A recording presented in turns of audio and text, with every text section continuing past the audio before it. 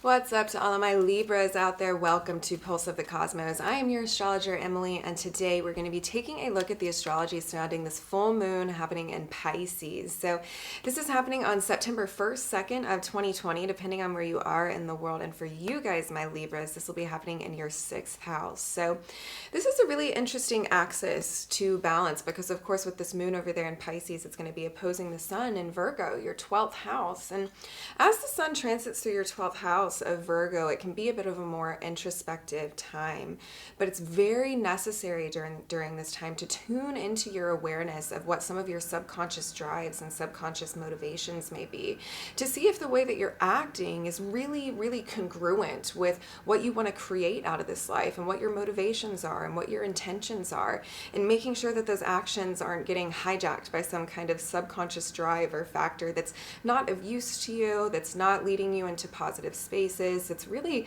might be holding you back, and it could be something that needs to be looked at in the structure of your day-to-day life, your routines, maybe looking to where some of these subconscious drives and motivations and actions are contributing to structuring your day-to-day life or your habits and your routines in such a way that it's not flowing towards the future or the direction that you want to go in. When we have the moon in Pisces over there in your 6th house, this deals with your day-to-day life. This deals with your reality, your habits, the structure of your routines. And so there's a balance call there. We've got to kind of ground ourselves in some sense of reality.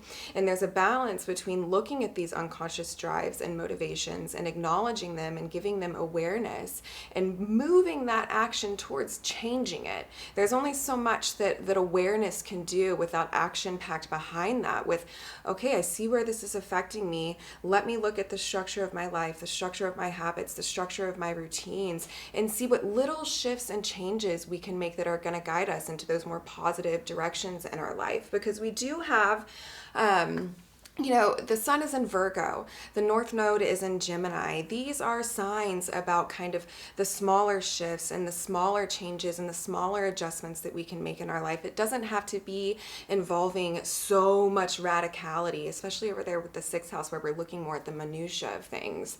And we do have really positive aspects with Uranus throughout this full moon as well. The moon is going to be trining over to Uranus and Taurus.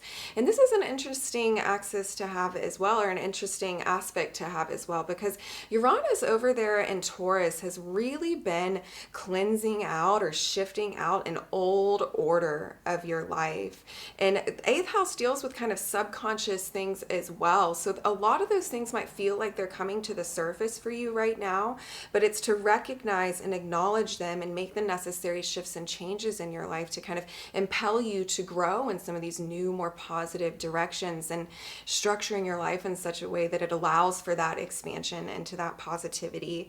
And we are also looking at your ruling planet, Venus, over there in Cancer. She is going to be directly opposing Saturn over there in Capricorn. So when we're looking at this, we've got Venus in your 10th house in opposition to Saturn in Capricorn, your 4th house. And Venus in the 10th house is really trying to attract in the kind of relationships, partnerships, projects into your life that really fit into your world and are really even helping to expand your world. Your 10th house deals with your career life, your long-term goals, your ambitions. So people, partnerships, projects, relationships coming into your life that are resonant with the frequency of the kind of ambitions that you want to achieve in this life. But with this opposition to Saturn over there in Capricorn, your 4th house, we're looking at where you might be putting up some emotional blocks. Are you keeping yourself kind of emotionally guarded or holding on to some false sense of emotional security in the relationships, partnerships, or projects that you're involved in? And we're looking at your career life as well to deal with the 10th house. And we're looking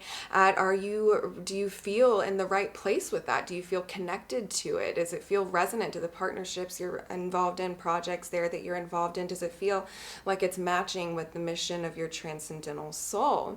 And again, there doesn't need to be such radicality to all of this. It's in the small shifts and adjustments that we can make in our lives at this point that are really going to lead to kind of that radical shift that some of us might be looking for into new, more positive directions. And with Uranus in the mix of this full moon, Uranus does rule kind of those big radical shifts and changes in our lives. But with such supportive aspects, we've got this sextile from the moon, this trine from the sun. It's almost like this dissemination dissemination of those radical changes into some of the smaller shifts and changes we can make with Virgo and with your sixth house over there, Pisces. And with this full moon, it's all with Pisces, our intuition is going to be heightened, and it's going to be important to listen to where that's guiding us. It's very, spirit is very strong throughout this full moon. The veil is very thin. You might be feeling like you're getting very strong messages from your guides, very strong messages from source, your angels, whatever that looks like to you.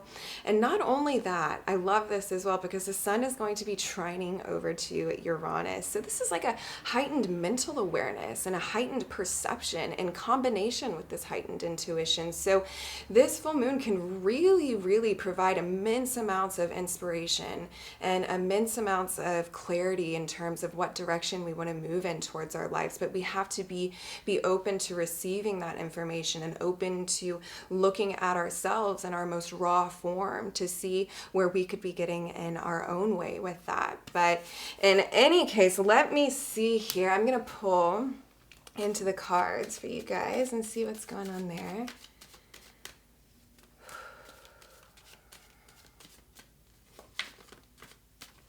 Okay. Queen of Wands is who came up first. We had the Four of Cups come up next. And then we had the Devil come up. So this is interesting. So when I'm seeing this Queen of Wands coming up crossed by this Four of Cups, it's an interesting dynamic to play together because here we have this Queen of Wands so confident and so assured in her inner authority and her inner knowing and her inner confidence. She just sits very proudly in her divine inspiration and her divine fire. And there's a very creative force that kind of comes out of that Queen of Wands energy. And when we're seeing it crossed by this Four of Cups, I'm seeing that some of my Libras might be putting a block in the way of some of the opportunities coming to you.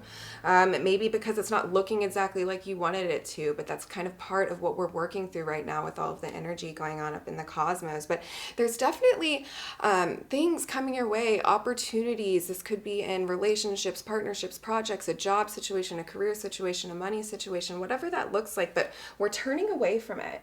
We might be focusing too much on the loss, or we might be focusing too much on even just material things around us and kind of missing the gifts that are coming our way. And remember that with all of this Capricorn energy, where Capricorn demands a risk. So in some of the kind of decisions and the steps that we're taking in our lives, I know there can be a lot of fears surrounding that, and maybe even not wanting to take some of these gifts because it seems hard, it seems challenging, it seems fearful, and it seems almost like it's putting you in a position where you're questioning your inner authority, you're questioning your inner confidence. But now's the kind of time to stand into that inner confidence and authority and accept the gifts that are coming your way, and know that you've worked for these, you've earned these, you are worth the success, you are worth exploring the ways in which this could expand your life. And when we pull the Devil card coming up next, I'm really getting that a lot. Sorry about that, I had a phone call beep in, but pulling the Devil card next is really interesting to me, especially seeing where we are in the astrology with you guys. I don't get such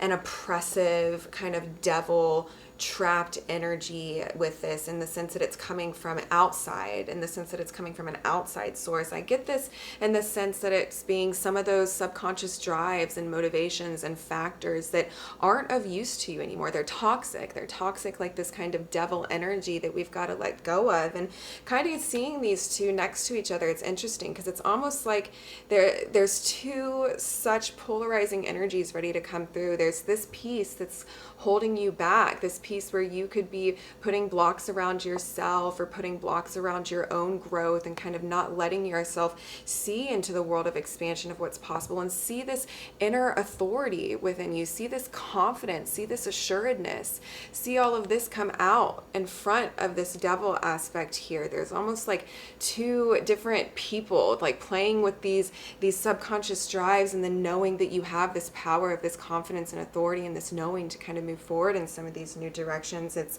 maybe even an accepting the gift of knowing your inner confidence and authority, and really stepping into that identity, and really stepping into owning it, and really stepping into matching the actions with what your true motivations and your true spiritual desires are in this life. But in any case, I love you guys all so much, my Libras out there. I hope you are doing well. Please remember that you are stocked and supplied with eons and lifetimes worth of wisdom and worth of experience that you can tap into as part of those internal resources to pull out that inner confidence and that inner authority and that inner assuredness to kind of carry yourself through into the future that you want to build for yourself. But in any case, like I said, I love you guys so much, and I will be back next time.